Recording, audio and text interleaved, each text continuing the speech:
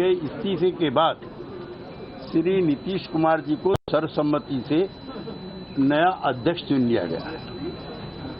चूंकि राष्ट्रीय कार्यकारिणी जो फैसले करती है उसका राष्ट्रीय परिषद से अनुमोदन कराना आवश्यक होता, मैंडेटरी होता, लीगली होता है। तो एक तो ये जानकारी है, विधिवत तरीके से नीतीश कुमार जी पार्टी के अध्यक्ष हो गए और पिछले 8 दिन से ये हमें प्रसन्नता भी है कि छोटी पार्टी बड़े होते हुए भी इतना स्पेस आप लोगों ने दिया हमें, नेगेटिव पॉजिटिव, उसके लिए आप लोगों का बहुत बहुत धन्यवाद। लेकिन ना पार्टी टूटी है, ना दोनों में झगड़ा है, ना नीतीश कुमार जी अध्यक्ष बने हैं, हम एनडीए में जा रहे हैं। तो इसमें आपको जरूर निराशा हुई होगी कुछ मित्रों को जो 4, 5, 6, 7 दिन से ये सब चर्चा कर रहे हैं। एक दूसरा, 4 राजनीतिक प्रस्ताव पास हुए हैं जिसमें पॉलिटिकल रेजोल्यूशन है, इसको सर्वसम्मति से पास किया गया है। दूसरा, जाति आधारित गणना, जातिगत गणना नहीं, जाति आधारित गणना, इसको राष्ट्रीय स्तर पर इंडिया एजेंडे में भी रहेगा ये, और इसको हम लोग बिहार से बाहर भी प्रचारित और प्रसारित करने का काम करेंगे। जनवरी में, ये अगले महीने नए साल में नीतीश कुमार जी जागरण के लिए भी निकलेंगे जिसमें झारखंड से इसकी शुरुआत की जाएगी। नंबर 3, संसद के शीतकालीन सत्र में जिस तरह से संसद की सुरक्षा के महत्वपूर्ण सवाल उठाते हुए सांसदों को निलंबित किया गया है वो अफसोसजनक है, शर्मनाक है और ऐसा भारतीय लोकतंत्र में इस तरह का कभी नहीं हुआ, इसकी भी निंदा की गई। 4, राष्ट्रीय कार्यकारिणी परिषद ने आगामी लोकसभा चुनाव 2024 में इंडिया गठबंधन के घटक दलों के साथ राज्यों में सीटों के तालमेल, उम्मीदवारों के चयन एवं अन्य सभी संगठनात्मक और नीतिगत मामलों में निर्णय के लिए सर्वसम्मति से पार्टी के नेता श्री नीतीश कुमार जी को अधिकृत कर दिया। ये जानकारियां आपके लिए। त्यागी जी, सवाल नहीं जी, त्यागी जी कल 1 by 1। हाँ, त्यागी जी, लल्लन सिंह जो आपके पूर्व अध्यक्ष हैं, उन्होंने कल ये कहा था कि बीजेपी का एजेंडा है मुझे अध्यक्ष बनाने का। क्या आपको लगता है कि आज बीजेपी का एजेंडा जो है वो फुलफिल हो गया? नहीं, हम जनता दल यूनाइटेड है, नामी यूनाइटेड नहीं है, आज हम वैसे भी यूनाइटेड हैं और इसका बीजेपी से कुछ लेना देना नहीं है। जो काम उन्होंने कहा था कि स्क्रिप्ट भाजपा दफ्तर से लिखी जा रही है, तो हम कह सकते हैं ये आरोप तो बीजेपी हम पे लगाए, आप क्यों लगा रहे हैं? और हम कह सकते हैं कि बीजेपी इंस्पायर्ड एक प्रोपेगेंडा चल रहा था कई दिन से, इसमें कौन बुरी बात? आज पूरा हो गया वो? नहीं, उनको निराशा हुई। त्यागी जी, क्या फिर से जेडीयू एनडीए के साथ जा रही है? इस तरह की भी कयास लग रहे हैं। इससे कैसे कयास लगा सकते हैं? क्योंकि को हटाया गया, आपकी इच्छा हो सकती है ये।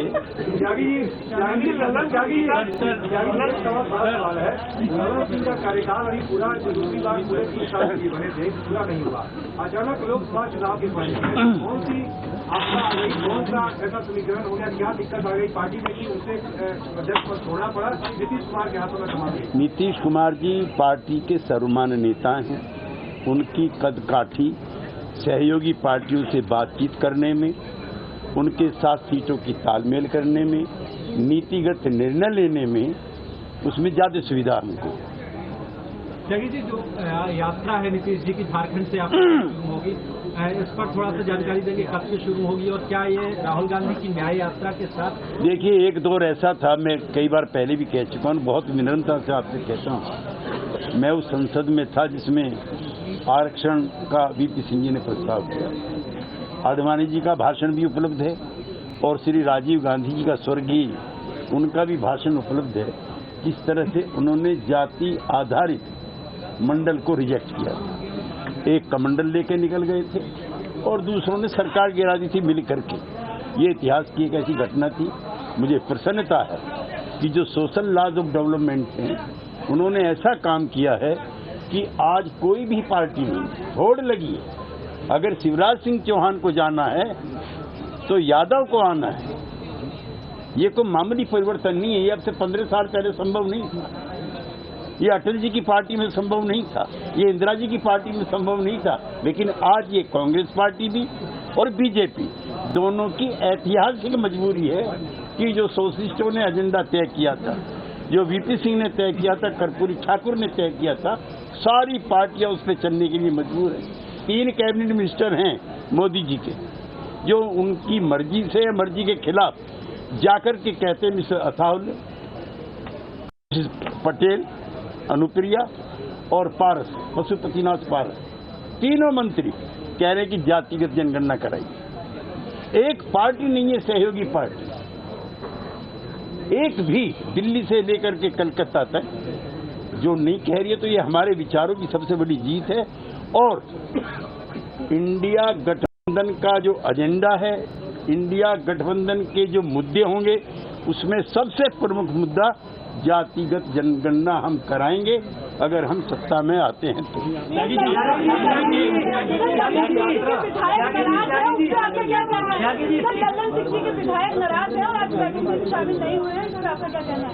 नहीं, मेरी जानकारी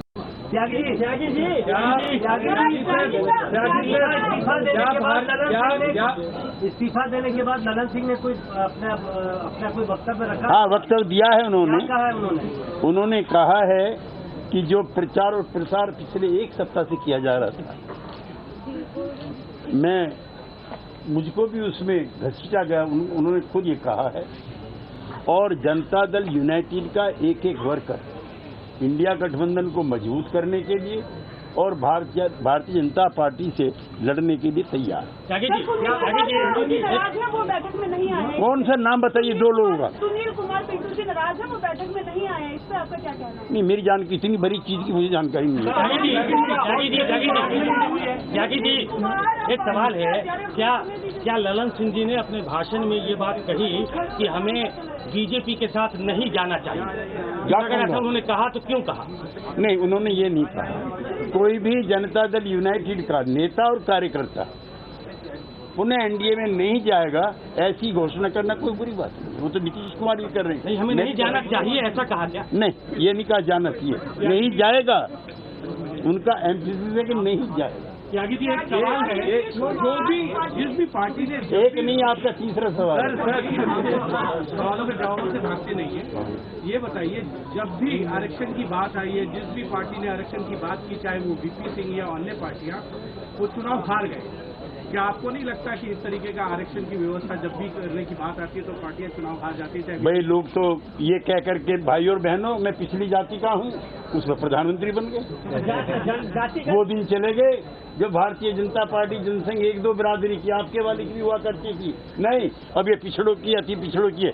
जिन्होंने ये भाषण आरा मुजफ्फरपुर में दिया था, वो देश के दोबारा प्रधानमंत्री बन गए, तिवारा जुगाड़ में। राम मंदिर के लिए न्योता मिला क्या? राम मंदिर के लिए नहीं, अभी नहीं मिला। लेकिन राम मंदिर के लिए न्योता अगर मिलता है तो हमारी पार्टी उसमें निसंकोच शामिल होगी।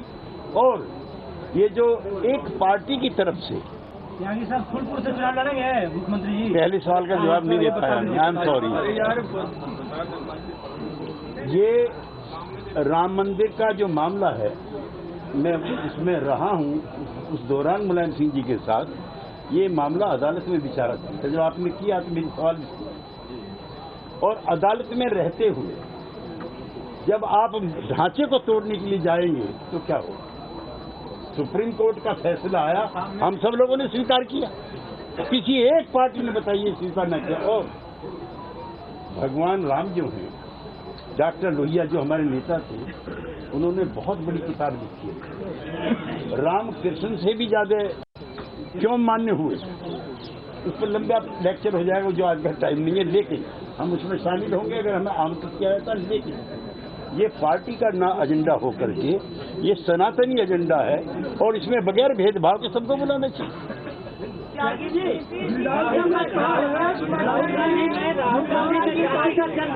भजन किया बहुत और सारे राज्यों में चुनाव हार गए। फिर जातिगत जनगणना को लेकर के जो जनता दल पूरे देश में चुनाव देखी जाएगी, इसका परिणाम क्या? वो दिन चले गए, वो दिन चले गए जब रिजर्वेशन और जातिगत जनगणना अछूत विषय था। अब सब उसी पे नाच रहे, कोई पॉलिटिकल पार्टी नहीं, मैं पहली कहा।